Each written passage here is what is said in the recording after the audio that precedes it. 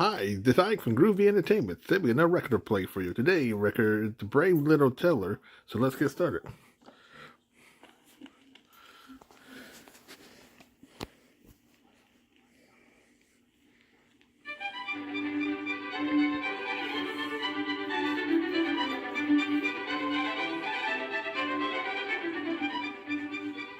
There was once a little tailor who lived in a small house all on his own.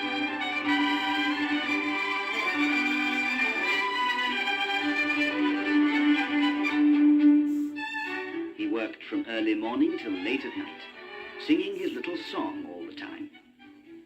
Everybody liked him and respected him, and he always had a kind word for everybody. He had only one complaint in life, and that was that he was very, very small. He would so have liked to be big and strong.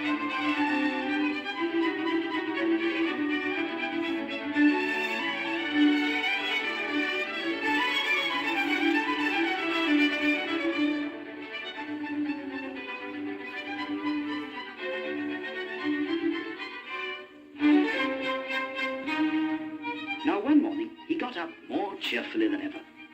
It was a beautiful fine day, and he was just finishing a particularly fine suit for an important customer. On the windowsill there was a bowl of cream that he had just bought from a milkmaid who was passing along the street.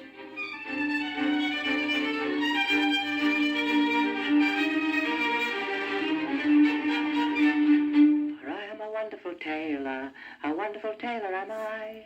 For I am a wonderful tailor, a wonderful tailor. My word, I think this'll be one of the finest suits I've ever made. I must make a suit like this for myself one day. But I don't suppose I'll ever have the time to spare to make a suit like this for myself. In any case, when would I wear it? Now, where can I have put those gold buttons? Dearie me, dearie me, dearie me, they were here last night, I'm sure they were. Oh, where can they be? Here they are. How silly of me. My word, I'm feeling hungry. Think I'll have my breakfast. That cream's making my mouth water. But I'd better finish sewing these buttons on first. Oh, these flies. What a nuisance they are. Get away, you horrible things. Leave my cream alone. Get away, won't you? Look here. If you don't go away, I'll get angry. And when I'm angry, I'm very dangerous, I warn you. All right, then. Take that. Yeah, I thought that would make you think better of it. Oh. You don't seem to have learnt your lesson. Well, you can only blame yourselves. Take that. Good heavens, where have they all gone? They're not all dead, surely. But it must be. Here they are. 1, 2, 3, 4, 5, 6, 7. 7. I've killed them all. 7 at one blow. 7 at one blow. Nobody's ever heard the like of it. 7 at one blow. Just think of it. I know what I'm going to do. I'm going to make myself a beautiful belt and embroider on it the words, 7 at one blow. Then everybody will know just what a brave fellow I am. For I am a wonderful tailor, a wonderful tailor am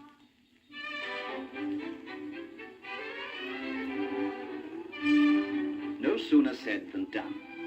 And when he had finished, the little tailor put his embroidered belt on and strutted proudly round his room for a minute or two. Then he put away his needles, his thread, his scissors, and his cloth. He was just on the point of leaving when he remembered he ought to take something to eat with him. He looked around, but all he could find was an old lump of cheese. He pushed it in his pocket. There was a bird singing in its cage, so he took the bird and pushed that in his pocket as well. Then off he went in search of adventure. He walked quickly, whistling away merrily all the time, and soon he arrived at the top of a big hill. There was a huge giant there, sitting watching the people go by and taking his ease. Hello, Tiny. Oh, What's wrong with you? Were you born tired? oh. Is that all you can do? Sit there like a mountain and watch the people crawl along past your feet? I think you're lazy. Hmm? I'm not lazy, you know. I'm on the lookout for adventure. Would you like to come with me? Come with you? That's a good one. A big fellow like me going with a little squirt like you.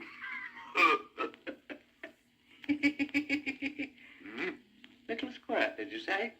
You can't have any idea who you're talking to. I think you'd better have a look at what's embroidered on my belt here. That'll give you some idea of what sort of a man I am. 7 at 1 below. Not bad, I must say. Would you be wanting to match yourself against me by any chance? Oh, I see. Very well. Do you see this stone here? Well, try and squeeze some water out of it, just as I'm doing. Is that all? Let me tell you where I come from. That's just a children's game. Watch me. And the little tailor took the lump of cheese he had in his pocket and squeezed it in his hand, making all the cream come out. What do you think of that? It's amazing. Amazing. Still, I don't suppose you can throw a stone as far as I can. Watch this. There. Can you see where that stone has landed? Not bad. Not bad. But it did drop back to earth all the same. I'm going to throw a stone that won't drop back to earth. And the little tailor took the bird out of his pocket. He threw it into the air, and it flew away, high into the sky, right out of sight.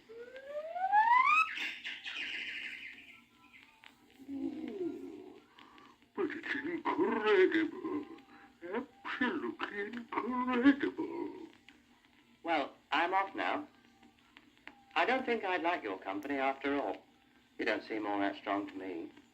And in any case, you take up too much room. Oh. Oh.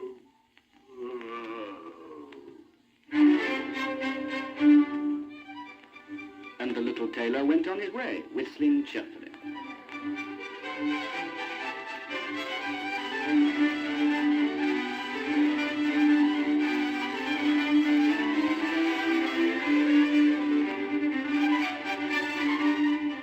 He walked for many days and many nights, and finally he arrived in the grounds of a big palace.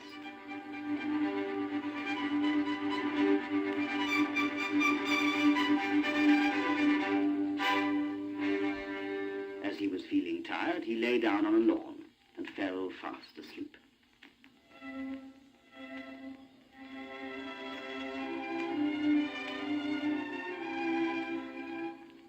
Oh, look! There's a little man lying on the grass.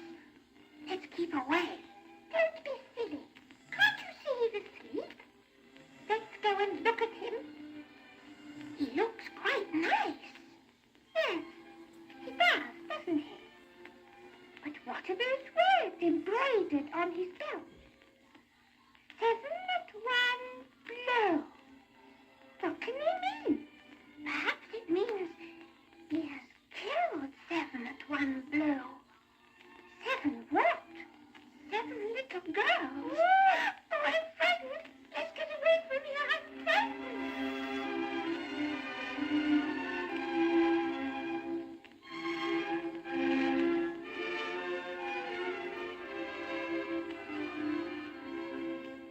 Another tramp. Oh, just look at him. Asleep on my lawn. The rascal. Hey, you, hey, here. But what's that on his belt? It's writing, isn't it? Yeah. Read what he says.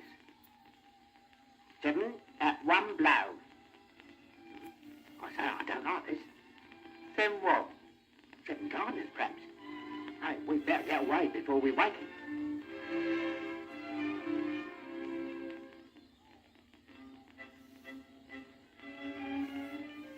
Oh, what a nice little man. All alone, too. He must be very unhappy without a woman to look after him. I think I'll take him home with me. Steady on there. What about me? I'm sure he'd prefer to come with me. Let's wake him up. Then he can choose. What's that embroidered on his belt? 7 at one blow.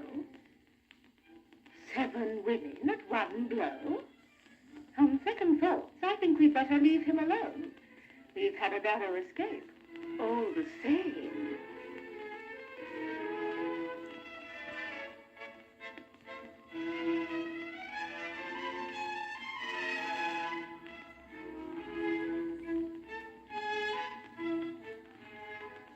Is that a man on the lawn over there? Oh, yes, it is. And normally it is strictly forbidden for anyone to go onto the lawn. He must be a very important nobleman. Look at this. 7 at one blow. 1 blow. Oh, now that really is a fighter. A true warrior. That's the sort of man we need at the court instead of these namby-pamby soldiers we've got. We must speak to the king about this.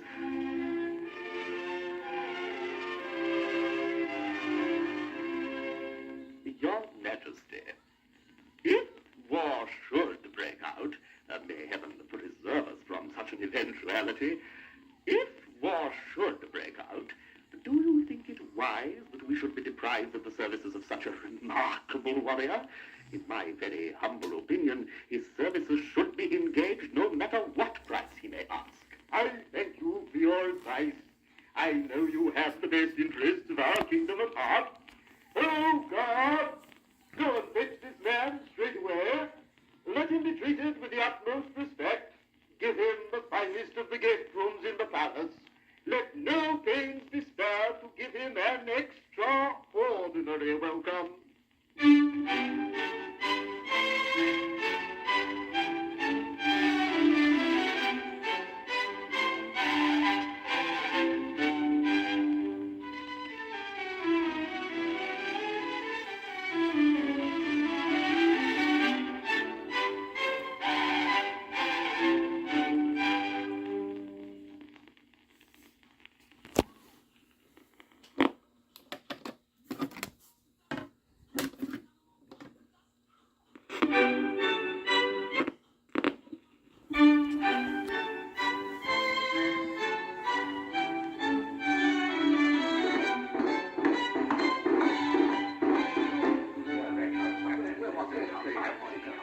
This I hear, mutterings and murmurings among my soldiers. In my presence, too. This is treason. We are soldiers, Your Majesty. Men of few words. We cannot hide the truth. Well, tell me what's wrong. You must understand, Your Majesty, that we aren't jealous in any way. Jealous? Of course not. But can you imagine what a difficult situation would arise if this man were to pick a quarrel with us? He would attack us ferociously, killing 7 of us at one blow. And deprive the kingdom of its most stalwart supporters. So, you see, Your Majesty, we cannot continue to live in the company of a man who kills 7 at one blow. No, indeed. So, we ask you to accept our resignation. This really is most annoying. He's been here only a matter of a few days, and already he has brought me into a difficult situation. Yes, indeed. It looks as though I shall have to choose between him and you. The trouble is, I don't provoke him in any way, in case he kills me on the spot. Oh, most annoying, most annoying. I shall have to think this over carefully. And you yourselves must try and find a suitable solution. Yes. Have you found a solution to our problem? No, not at all. Well, let me think again. Yes, let me think. Gentlemen, I have an idea. Providence has been kind. I am your king, and I have an idea. Let the man be brought into my presence.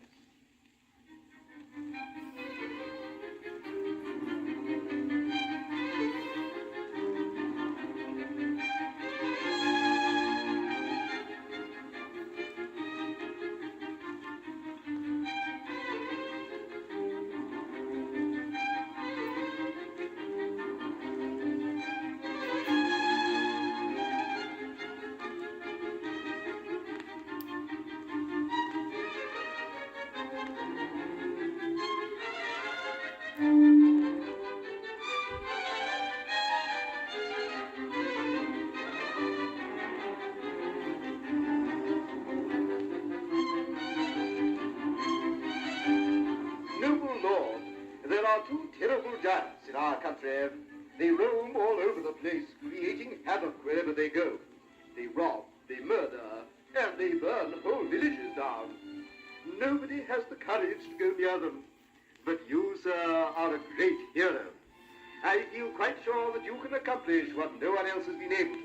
Not even the trustiest and bravest of my guard. If you can do away with these two fearful giants, you will have my daughter's hand in marriage, and her dowry will be half my kingdom.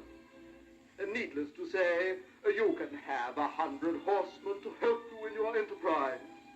Your Majesty, your offer is just the sort that tickles my fancy. I must confess such chances don't often come my way. I agree to go after these two giants, but I must make one condition. I want to do without the escort of soldiers you suggest. Oh? It's rather an insult to suppose that a man who killed 7 with one blow cannot get the better of a mere 2, even if they are giants.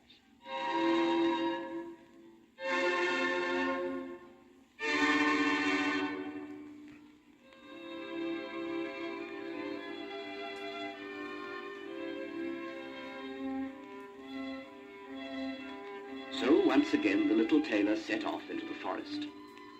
And once again he would have to use all his cunning to overcome enemies stronger than himself.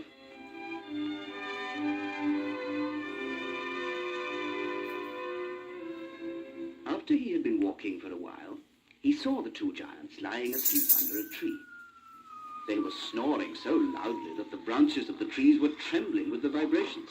The little tailor looked for some pebbles. He found some nice round ones, stuffed them in his pocket, and then climbed up the tree as quickly as he could. He scrambled along a branch just above the two giants and started to drop his pebbles, one by one, onto the stomach of one of them.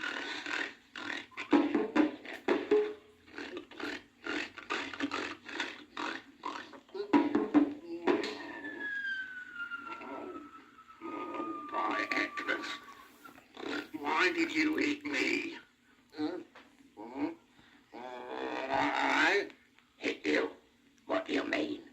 I didn't even touch you. Oh.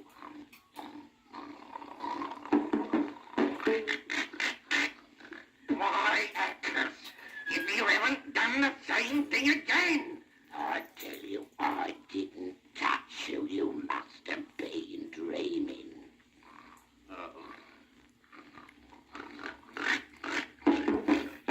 Jane, what are you throwing at me? Oh, look here, I'm not throwing anything. You're dreaming. You're going a bit too far, you know. If you do go on any longer, I'll start to get angry. Now you're starting trying to be funny. Leave me alone. Leave you alone, indeed. Take that. Take that. All right. If that's what you want, take that.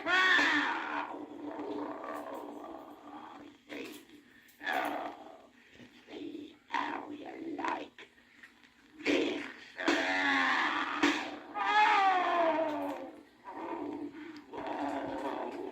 You see this tree? Well, here it is in my hand, ready to crown you with. And I've got one here, too, ready to knock your brains out.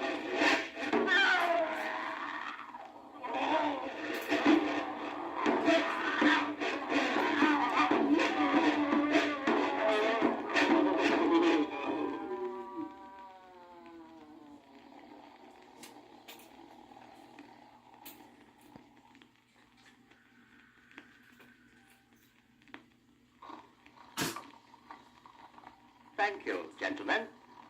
Now that you've knocked each other unconscious, I can step in. A little poke with my sword here. And another there. And you're both stone dead now. Come on, everybody, come on. It's all over. I've just finished them off. It was a pretty fierce struggle. They tried to resist, and they pulled up those trees there. They wanted to smash them over my head. But what was the use of such weapons against a man who killed 7 at a blow? I trust your majesty has noticed that all this has been done without even a hair on my head being put out of place. I haven't even got the slightest scratch. I think I dare hope that your majesty is not displeased. Ah, on the contrary, I'm so pleased with what you've done that I'm anxious to see a further example of your prowess. But, your majesty, your promise. What about your promise? Ah, yes, my promise. Well, I was taking it back. So that I can give it to you again. Well, that's obvious, isn't it? I suppose it is, your majesty. Good. Well, listen to me. All my forests are haunted by a unicorn. I want you to get rid of this unicorn. Well, 1 unicorn is a much easier proposition than 2 giants. All right, I'm off straight away. We'll wait for you.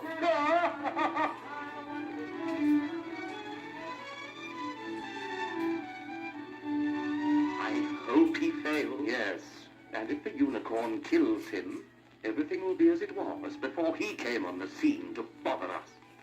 Our lawns will be free from people walking all over them. Our wives won't always be thinking of blood and battles. We'll all have a peaceful life again.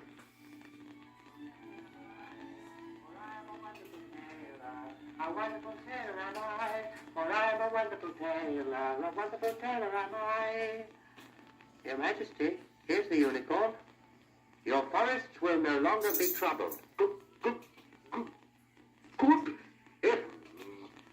How did you manage? It wasn't difficult, Your Majesty. But here's one of your soldiers who was hiding in the forest. He saw everything. Let him tell you about it.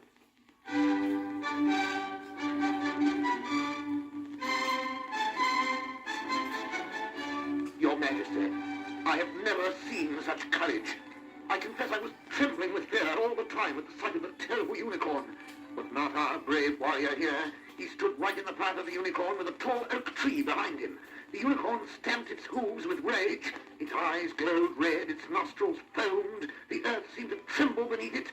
And then suddenly it charged. At the very last second, yes, the very last second, I shake at the thought of it, the warrior jumped out of the way, and the unicorn's horn pierced right into the tree.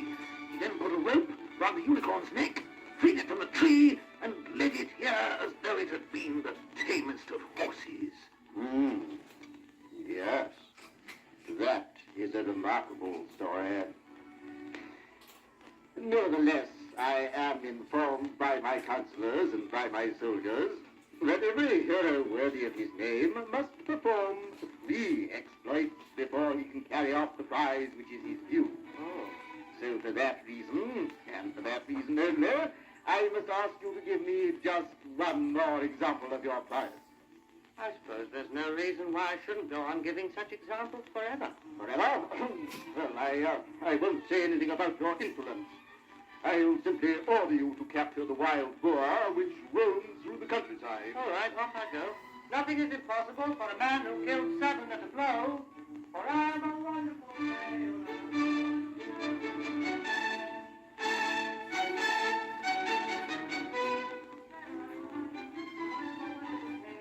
A wonderful tailor am I. But, how did you manage it? How did you manage it? Well, I went alone into the forest. Your soldiers were very relieved, Your Majesty. They didn't seem particularly anxious to come with me. It wasn't long before the wild boar came after me, crashing its way through the undergrowth. There was a little chapel nearby, so I slipped through the door, and the boar rushed in after me. There was a little window at the end of the chapel, just big enough for me to get through. I scrambled through it, and before the beast had had time to realize what was happening, I'd run round and closed the door behind him. Oh, a man who has such presence of mind in such a dangerous situation seems well fitted to rule my kingdom. It is with a glad heart that I give you my daughter's hand in marriage. Furthermore, I give you half my kingdom, half of everything I possess. Oh, thank you. Soldiers, form a guard of honor.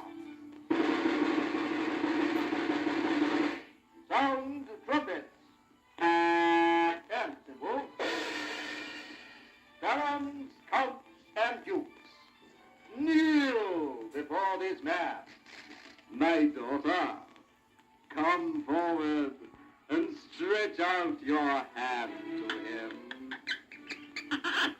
Now, sir, kneel while I put the crown of gold, studded with diamonds and carbuncles, upon your head.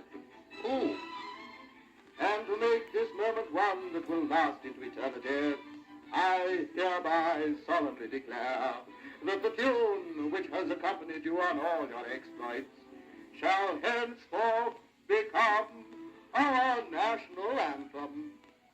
1, 2, 3, and 4.